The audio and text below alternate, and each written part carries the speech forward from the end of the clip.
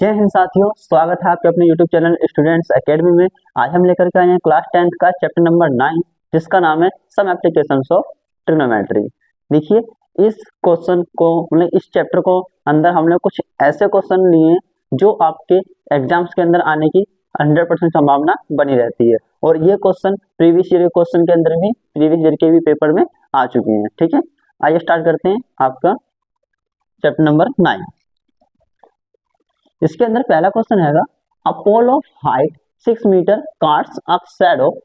ये गलत दे रखा है, यहाँ पर होगा 2√3 मीटर। कितना हो जाएगा? 2√3 मीटर लॉन्ग, मतलब कि एक खंबा है, हाइट कितनी है 6 मीटर, कास्ट अ शैडो यानी कि उसकी परछाई कितनी बनती है 2√3 metre long on the ground, ground के ऊपर उसकी परछाई बनती है। The angle of elevation of the sun is, यानी कि हम लोग को सन का एंगल फाइंड करना है। ठीक है, देखिए इसके अंदर क्या है, अपोलो 5। सबसे पहले ट्रायंगल बना लेते हैं। देखिए ट्रायंगल ये रहा, दिख रहा ट्रायंगल। अब इसके अंदर क्या करना है हमको, जो हाइट है ये दे रखी है हम लोग को 6 मीटर, और शैडो जो जमीन पे इसकी परछाई बननी है वो बननी है 2√3 मीटर। ठीक है, यहाँ पर आपको पता है ये वाला एंगल, ये एंगल हमेशा कितने डिग्री का होता है 90 डिग्री का, तभी तो ये राइट ट्रायंगल होता है, यानी कि समकोण त्रिभुज होता है। हमको ये वाला थीटा फाइंड करना है, यानी कि एंगल फाइंड करना है, थीटा फाइंड करना है। ठीक है, देखिए हम लोग को वैल्यू दे रखी है यहाँ पर, एक तो हाइट दे रखी है और दूसरा उसका बेस दे रखा है। क्या क्या दे रखा है? हाइट और बेस दे रखा है। देखो हमको पता है हाइट और बेस किस में लगता है, ये पूरा का पूरा परपेंडिकुलर, और बेस किस में लगता है tan में लगता है। ठीक है, तो यहाँ पर हम लिखेंगे tan का formula, tan theta equal to perpendicular upon base. ठीक है, tan थीटा का बच्चा लिखो tan थीटा, बेस आपके पास कितना है 6, और सॉरी परपेंडिकुलर 6 है, बेस रहेगा 2√3। अब देखो यहाँ पर क्या होता है, अगर कभी रूट की संख्या अपॉन में दे रखी है तो उसी रूट की मल्टीप्लाई ऊपर नीचे दोनों साइड करते हैं। ठीक है, तो यहाँ पर लिखो √3, या इसका नाम लिख लो कि हमने ये क्यों किया है। इसको हम बोलते हैं रेशनलाइजेशन। क्या बोलते हैं? रेशनलाइजेशन।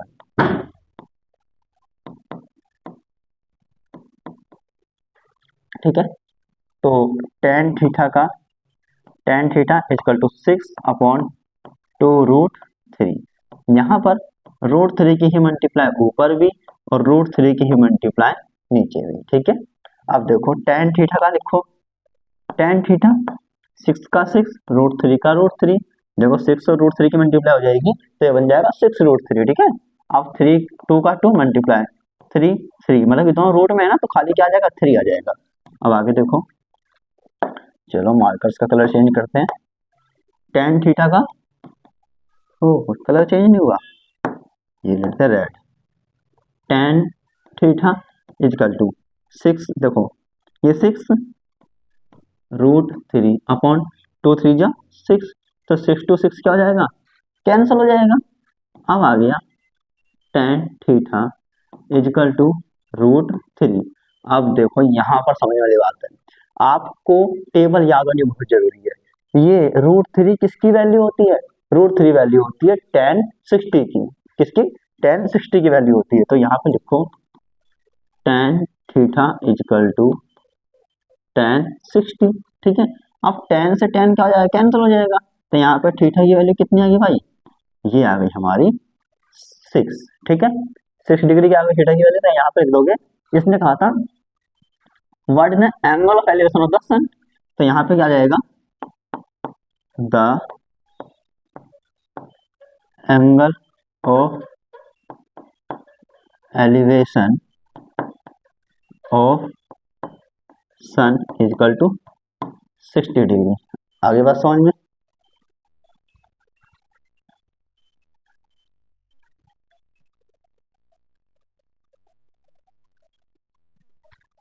आगे देखिए, यहाँ पर फर्स्ट क्वेश्चन हम लोग कंप्लीट कर चुके हैं। अब आगे बढ़ते हैं अपने क्वेश्चन नंबर 2 की ओर। सेकंड क्वेश्चन बोलता है, अ ladder leaning against a wall makes an angle of 60 degree with the horizontal. समझ में आया कुछ? ये कह रखा है कि एक ना दीवार है, ये दीवार है, ठीक है। अब इस दीवार से ना टिका के ना एक सीढ़ी लगा देगी, लगा दी सीढ़ी, और हॉरिजॉन्टल यानी कि इस वाले पाथ पर उसने एंगल कितना बनाया है, ये बनाया बच्चा, कहाँ गया कहाँ गया कहाँ गया, 60 डिग्री। कितना है, 60 डिग्री। आई बात समझ में। अब आगे देखो, if the foot of the ladder is 2.5 metre away, यानी कि जो जीना है, इस जीने का ये जो फुट है वो कितना मीटर दूर है, ये है 2.5 मीटर अवे। आगे देखो, फ्रॉम द वॉल, दीवार से, ठीक है। The then the length of the ladder, यानी कि लेंथ ऑफ लैडर निकालनी है हम लोग को, ये निकालना है, ये क्या होता है हमारा, हाइपोटेनियस होता है। तो हम लोग को बेस दे रखा है, हाइपोटेनियस निकालना है। तो हाइपोटेनियस और बेस किस में आता है बताओ, ये आता है हमारा cos थीटा में। लगाओ cos theta equal to base upon hypotenuse होता है, इतना तो याद होगा, बेस अपॉन हाइपोटेनियस। आगे देखो, cos थीटा की वैल्यू कितनी है भाई, यहाँ पे देखो 60, तो लिखो cos 60 इजकल टू बेस कितना है 2.5, और हाइपोटेनियस नहीं पता भाई, यही तो हम लोग को निकालनी है। हाइपोटेनियस मतलब कि हम लोग को लेंथ ऑफ लैडर निकालनी है, कि हाइट ऑफ लैडर की जो सीढ़ी है वो कितनी लंबी है। cos 60 की वैल्यू किसको याद है, ये होती है 1/2 इजकल टू 2.5 अपॉन में h। इतनी बात समझ में आ गई। जब बराबर होता है खाली क्रॉस मल्टीप्लाई करते हैं, h एकम h, और ये कितना है 2.5 है, यानी कि 2.5, 2.5 की मल्टीप्लाई 2 से करूंगा तो कितना जाएगा 5 मीटर। तो भाई यहाँ पर आपको पता लग गया कि हाइट ऑफ क्या है, लैडर, ये लैडर, ठीक, height of ladder equal to कितना आ गया 5 मीटर। आगे बात समझ में, सिंपल क्वेश्चन था, आसान सा क्वेश्चन था, ठीक है। आइए आगे बढ़ते हैं नेक्स्ट क्वेश्चन की ओर। इसके अंदर क्या बोल रखा है, if a tower is 30 metre high, cast a shadow 10 metre, 10 metre, 10√3 metre है भाई। आई बात समझ में। एक क्या है, टावर है, ये रहा भाई टावर, मैंने बना दिया, ये टावर है। कितना मीटर ऊंचाई है, 30 मीटर ऊंचा है। अब भाई जमीन पर इसकी परछाई भी तो बनेगी, अगर सूरज इधर है, इधर की साइड क्या बनेगी, जमीन पर इसकी परछाई बन जाएगी। तो परछाई कितनी लंबी है, ये है 10√3 मीटर, ठीक है। आप इस ट्रायंगल को यहाँ से कर दो बंद, ये क्या है, इसका थीटा है, ठीक है। बोलता है long on the ground then the angle of elevation of the sun, वही सेम चीज जैसा क्वेश्चन नंबर 1 में किया था वैसे ही क्वेश्चन नंबर 3 में करेंगे। अब हम लोग क्या देखा है, परपेंडिकुलर और बेस किस में आता है, tan थीटा में आता है।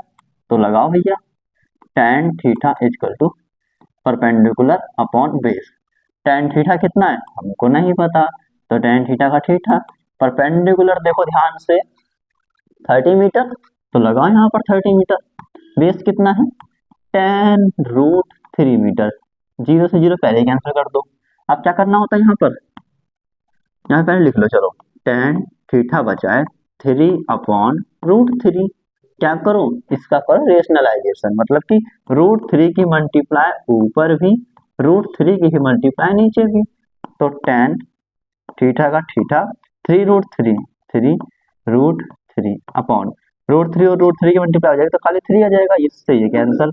अब देखो फिर से वही वाली बात पड़ गई भाई, यानी कि tan थीटा इजकल टू क्या बचा, ओनली √3।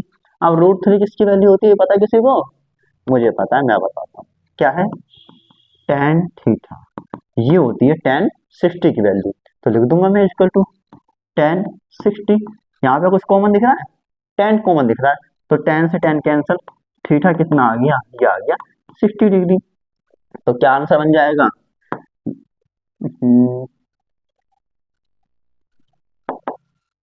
क्या हुआ भाई,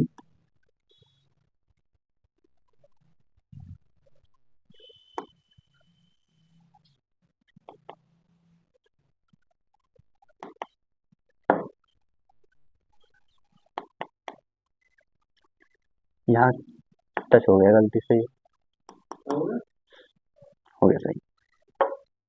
चलो आगे देखते हैं, ये हो गया द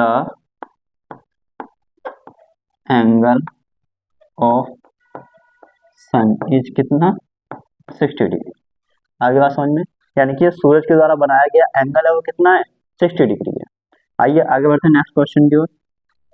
इसके अंदर रखा है the angle of elevation of the top of a building, यानी कि एक बिल्डिंग है सबसे पहले, ये मान लो क्या है, ये एक बिल्डिंग है,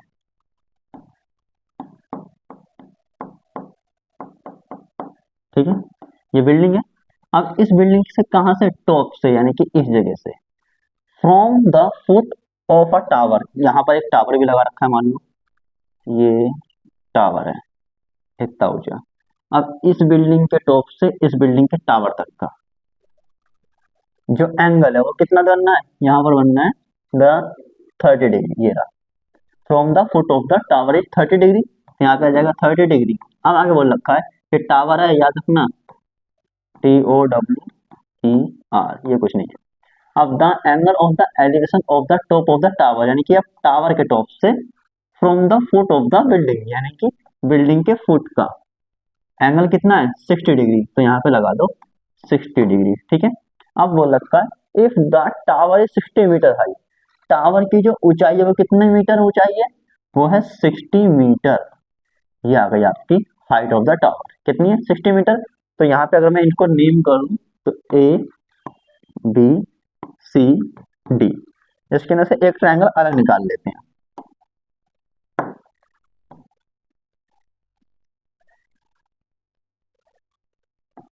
इधर नहीं आएगा, ये वाला ट्रायंगल हमने अलग निकाल लिया, ABC, ये रहा ABC।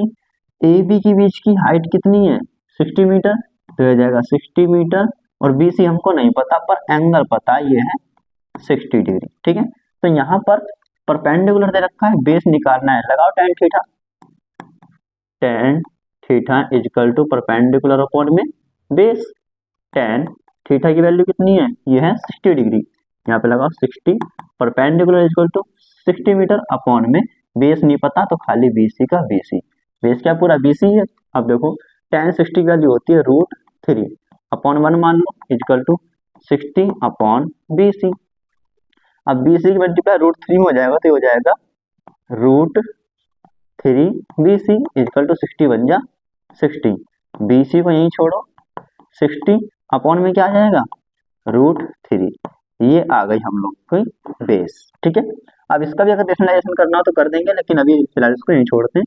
अब देखो इसके अंदर अब ट्रायंगल लेना है DCB, यानी कि एक ट्रायंगल और बनेगा। मैं वापस इसको रफ करके अच्छे से ड्रॉ कर लेता हूँ।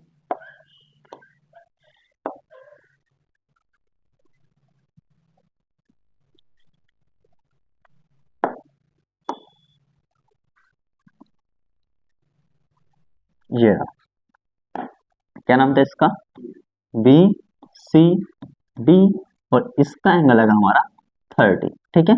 अभी हमने BC क्या निकाला है 60 अपॉन में √3, तो BC के बीच की दूरी हो गई 60 upon √3।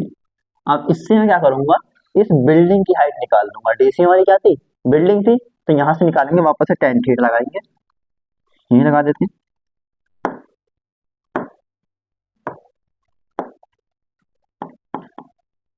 tan theta equal to perpendicular upon base.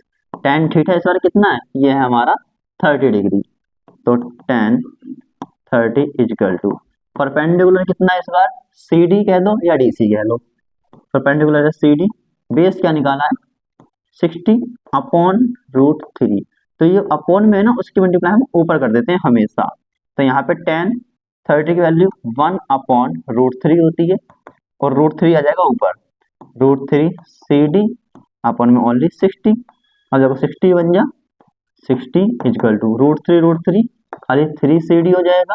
अब 3 से 60 जाएगा 20 बार में, तो CD की बीच की दूरी कितनी आ गई 20 मीटर।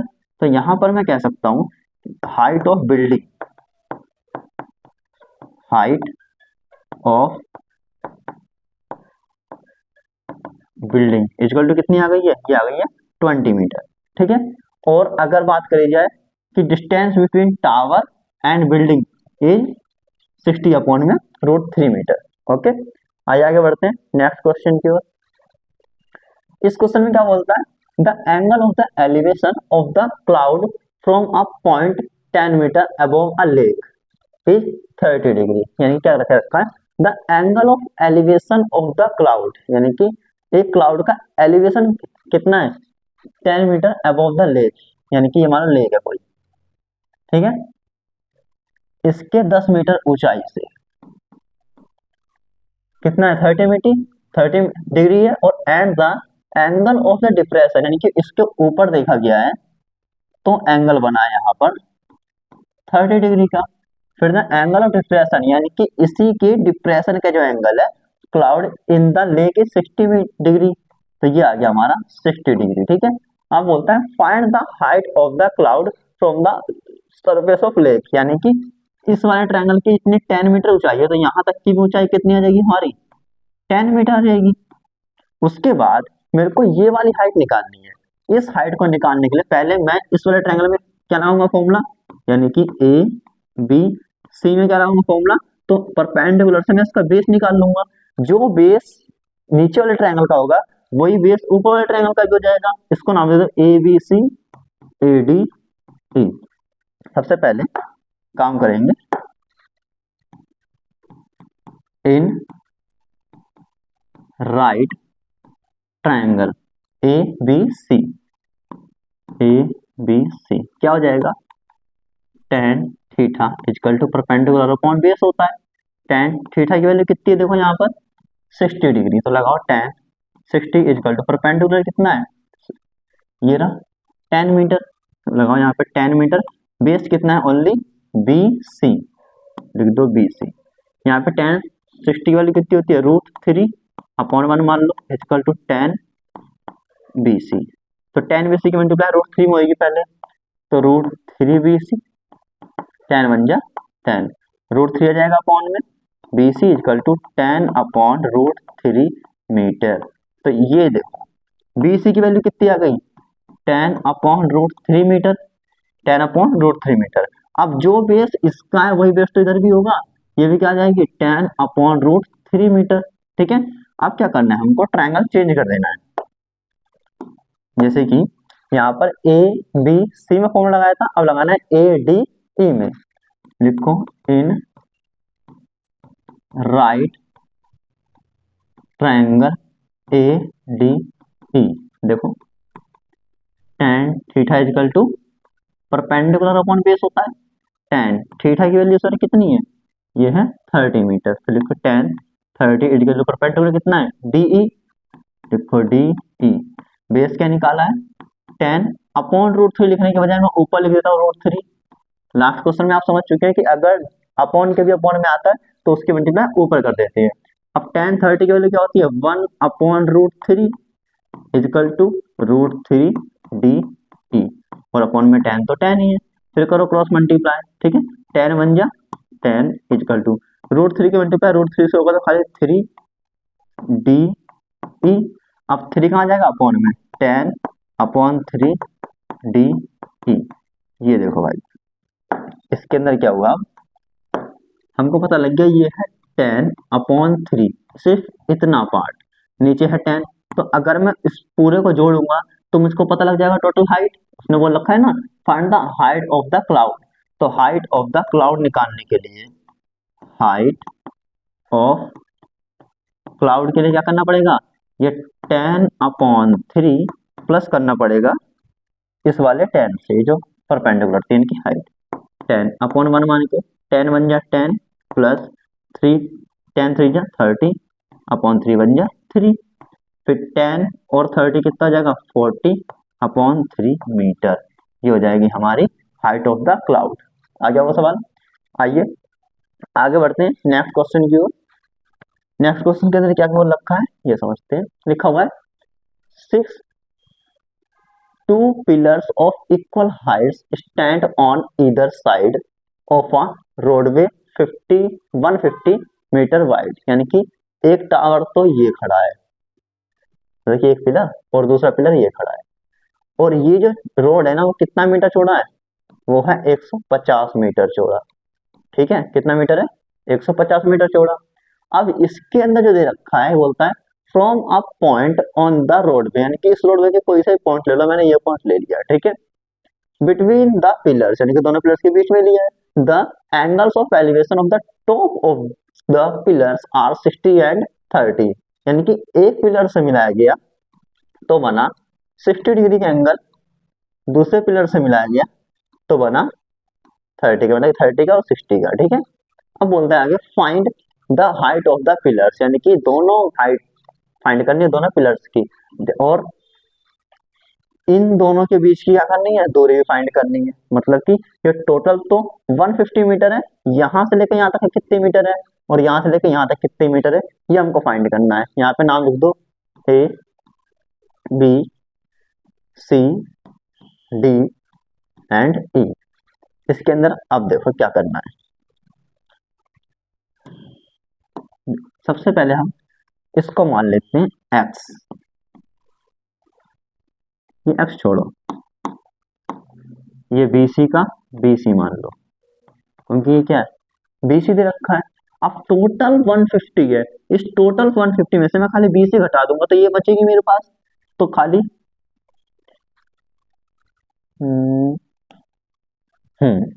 ये पूरी 150 है, इस 150 में से बीसी घटा दो, 150 माइनस बीसी तो कितनी बचेगी, ये सीडी आ जाएगी हम लोग की। आगे बात समझ में। अब देखो आगे शुरू करते हैं। कौन ट्रायंगल ए बी सी, देखो जगह बहुत गिरेगी इसलिए कौन से शुरू करते हैं। In right triangle A B C, ठीक है, लगाओ tan theta equal to perpendicular upon base.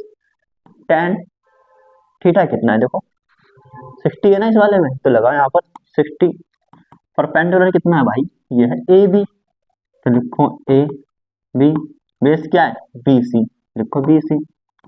tan 60 value होती है √3/1 equal to A B upon B C. B C का मल्टीप्लाई √3 में हो जाएगा तो हो जाएगा √3 B C, A B Ekam A B, ये आ गई हम लोग की ए बी की वैल्यू। आई बात समझ में। अब देखो आगे यहाँ पर क्या करना है,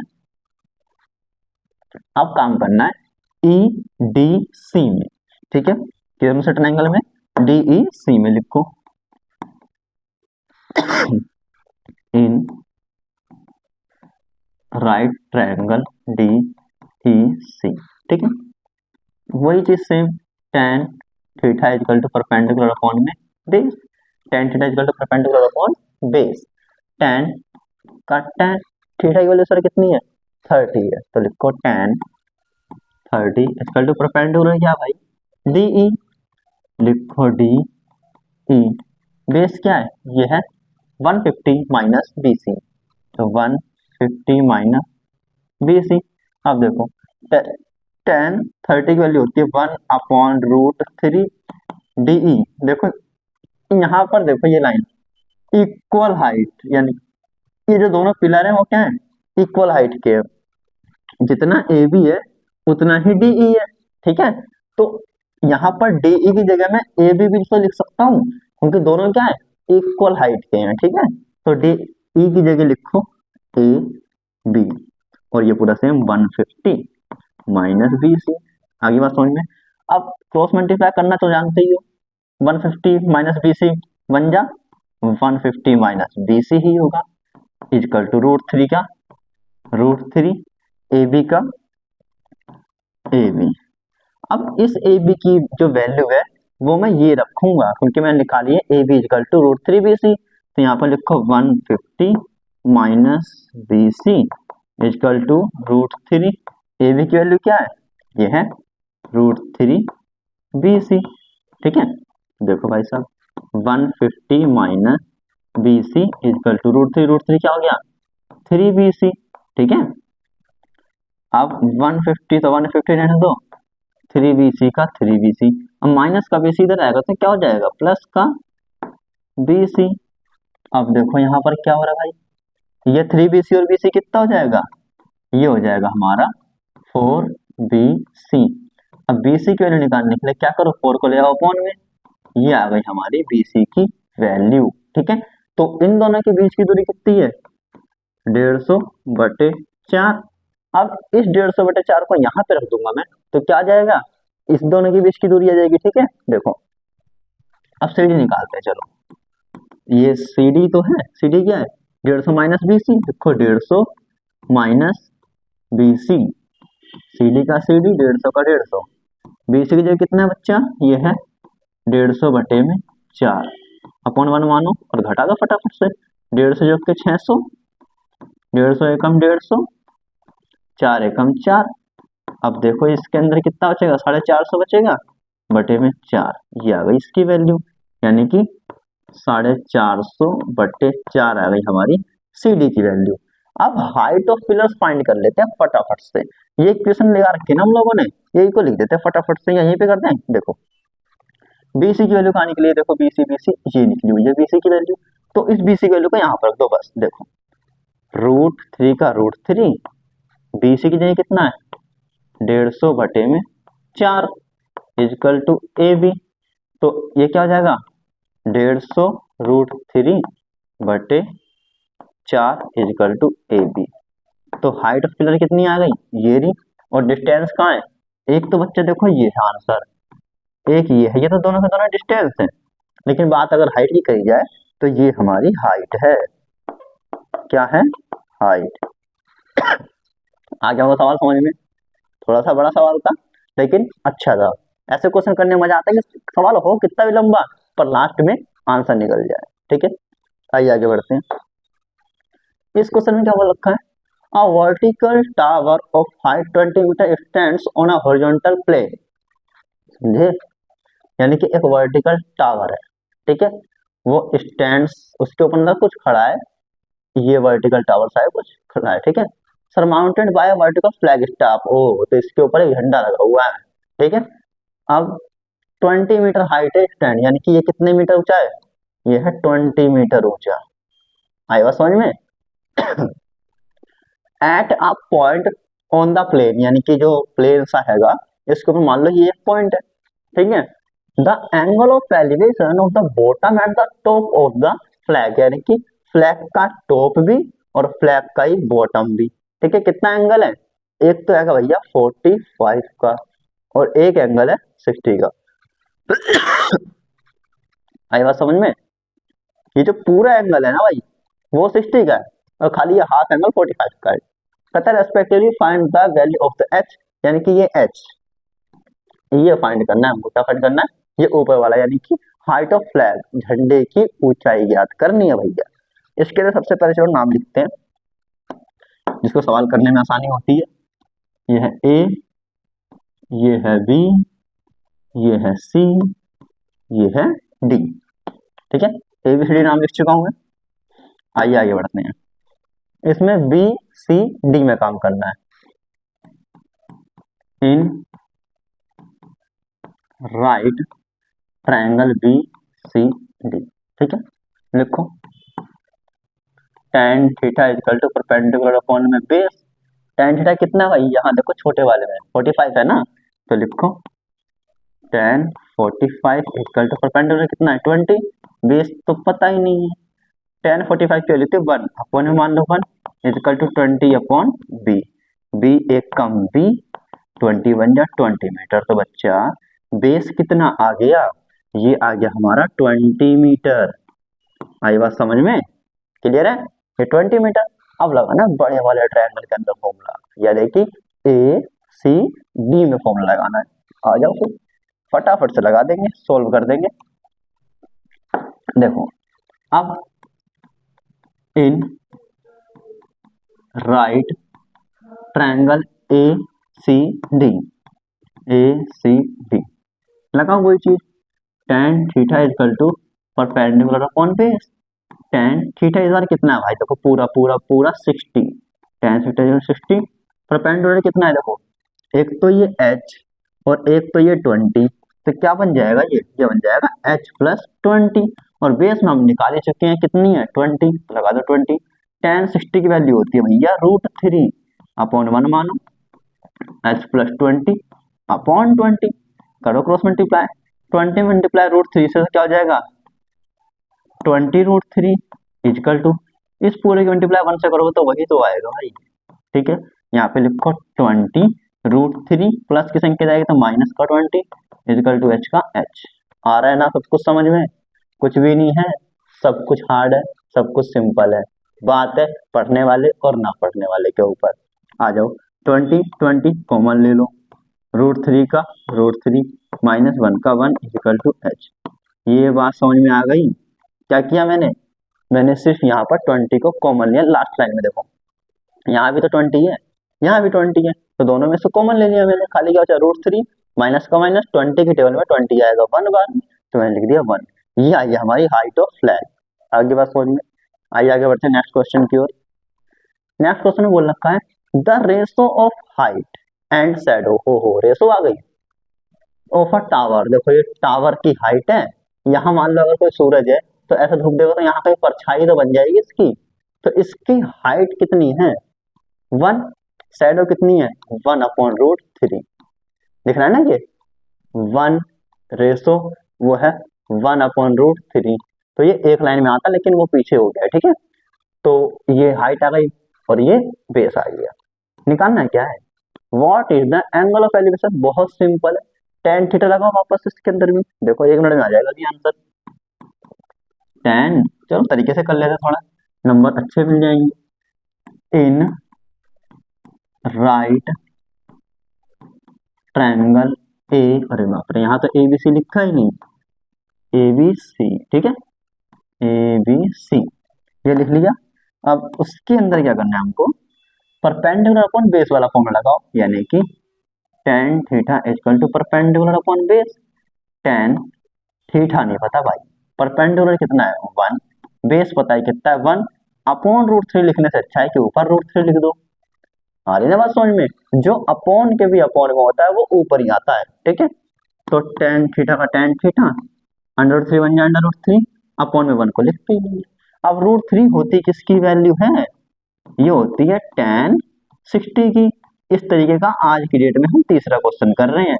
तो अब तक तो याद हो गया होगा कि √3 होती है tan 60 की वैल्यू, √3 होती है tan 60 की वैल्यू। आ गया समझ में? आइए आगे बढ़ते हैं नेक्स्ट क्वेश्चन की ओर। ओ, ये सवाल दिखने में थोड़ा सा बड़ा है, मजेदार भी है और पेपर में आने लायक भी है, यानी कि इम्पोर्टेंट भी है ये सवाल। और पेपर में ये जो क्वेश्चन आया है ये आपकी बुक के अंदर भी है, सपोर्टिंग मटेरियल में भी है और हमारे पास भी है, ठीक है। देखो क्या है, a tree breaks due to storm of the, मैं आइडिया दूंगा, सोल्व नहीं करूंगा, ठीक है। अपने आप करके आंसर कमेंट करके बताना मेरे को। देखो फटाफट से मैं चलो तुमको समझा देता हूँ। ये रहा,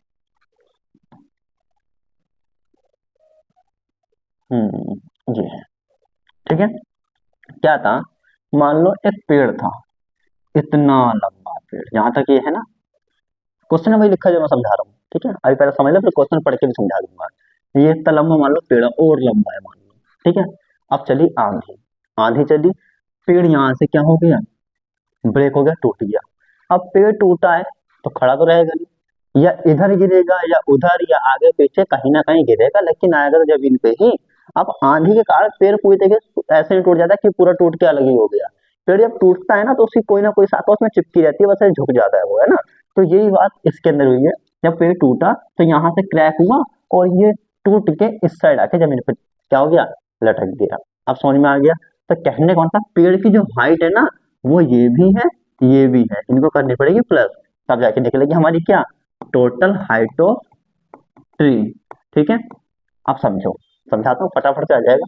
देखो, a tree breaks due to storm, यानी कि एक ट्री है, स्टॉर्म यानी कि आंधी कारण टूट गया।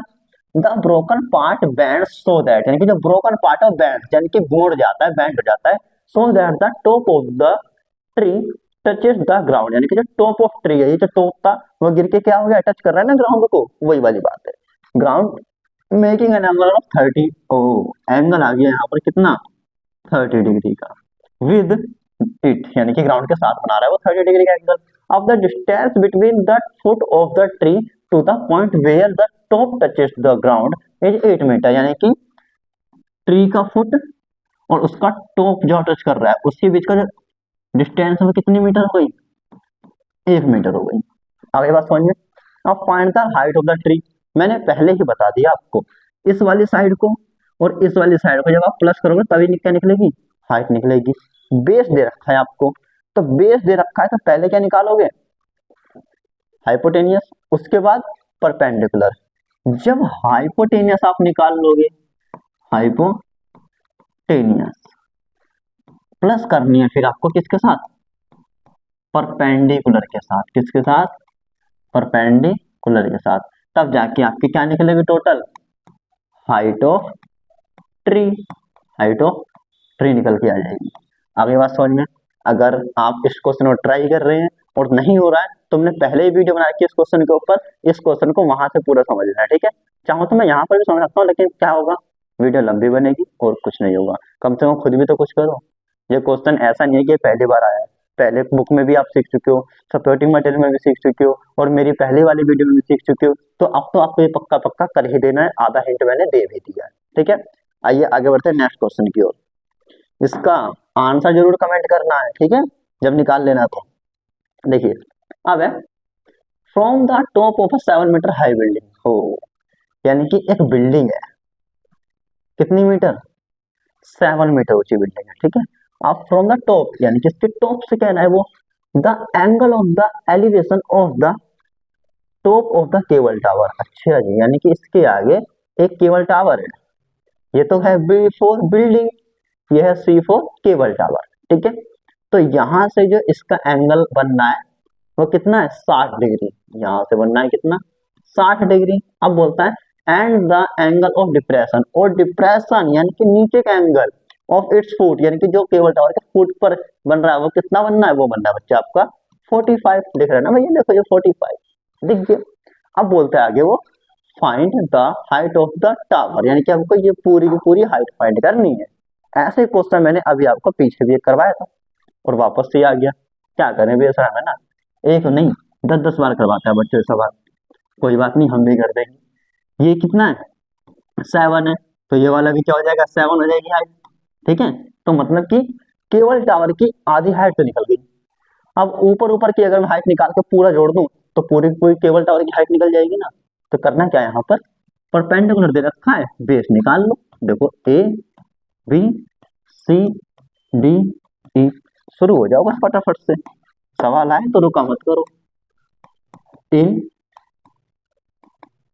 राइट ट्रायंगल क्या, ए B C, A B C लिखो, tan theta equal to perpendicular upon में बेस, tan का tan थीटा कितना है, देखो यहाँ पर 45, तो लगाओ 45, परपेंडिकुलर कितना है देखो 7, लगाओ 7, बेस कितना है खाली BC। अब 45 की वैल्यू होती है 1 अपॉन, मान लो 1 इक्वल टू 7 अपॉन BC का BC, BC एकम BC 7 बन जा 7 मीटर। ये मामला समझ में आया। तो हम लोग के जो बेस है वो कितना आ गया, 7 मीटर, ठीक है। अब जब बेस 7 मीटर है तो इसके ऊपर वाला भी तो 7 मीटर हो जाएगा, तो यहाँ पर भी लगा लो भैया 7 मीटर, क्लियर। अब देखो 7 मीटर बेस है तो इसकी हाइट निकल जाएगी, नहीं निकल जाएगी, लगाओ यहाँ पर EDA में फॉर्मूला, कौन से ट्रायंगल में, EDA में, देखना इसका भी दिख रहा है क्या, इन ट्रायंगल EDA, मेरे को नहीं पता आपको इसका दिख रहा है कि नहीं, मैं इसलिए कलर चेंज कर रहा हूँ। अब लगाओ वापस से tan theta equal to perpendicular upon base, tan का tan थीटा की वैल्यू इस बार कितनी है 60, तो 60 परपेंडिकुलर कितना है ED, तो लिखो ED और बेस दे रखा है आपको 7 मीटर, ये हो गया। tan 60 की वैल्यू होती है √3 अपॉन मान लो 1 इक्वल टू ED का ED अपॉन 7, 7 के मल्टीप्लाई √3 से तो हो जाएगा 7 √3 मीटर, और ED बन जा ED, ये आ गई हमारी क्या ED 7 √3 मीटर। हमको निकालनी है total height of the cable tower, तो लगाओ height of cable tower equal to 7 plus 7 √3, 7 plus 7 √3, यहाँ पे 7 7 दोनों में क्या आ रहा है, कॉमन आ रहा है, तो लिख लो 7 इक्वल टू 1 प्लस √3 मीटर, ये हो जाएगा आपका आंसर, 7 ब्रैकेट में 1 प्लस √3 मीटर। इसी के साथ हमारे सारे क्वेश्चन कंप्लीट हो चुके हैं इस एक्सरसाइज के, कर दो।